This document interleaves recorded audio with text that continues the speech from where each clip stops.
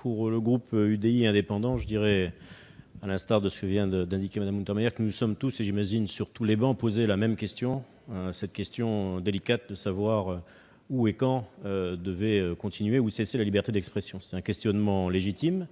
Je le rejoins sur le fond, et j'aurai l'occasion d'ailleurs d'intervenir à la tribune pour le rappeler tout à l'heure. C'est un questionnement de fond, mais qui fait appel à une petite question, c'est une question importante, de savoir si les moyens technologiques sont suffisants pour répondre, même si ça ne m'était pas adressé à l'intervention de Mme le rapporteur. Il y a un amendement que nous avons déposé pour remplacer le « ou » par un « et ».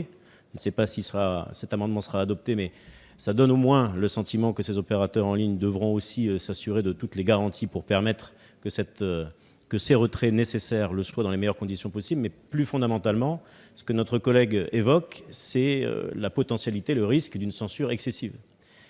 Je partage avec lui la potentialité de ce risque de censure excessive. Mais, selon nous, il doit s'effacer devant la réalité, l'effectivité des dégâts considérables que provoque chaque jour la diffusion des contenus haineux, racistes et violents, qui, à hauteur de dizaines de milliers ou de millions de contenus, détruisent chaque jour, petit à petit, le vivre ensemble que nous cherchons à construire les uns et les autres, attaquent notre société dans son fondement, et c'est parce que l'urgence est de mise, parce que nous pensons que cette loi est nécessaire et que ce risque doit céder le pas devant cette urgence, que nous ne voterons pas la motion de rejet préalable.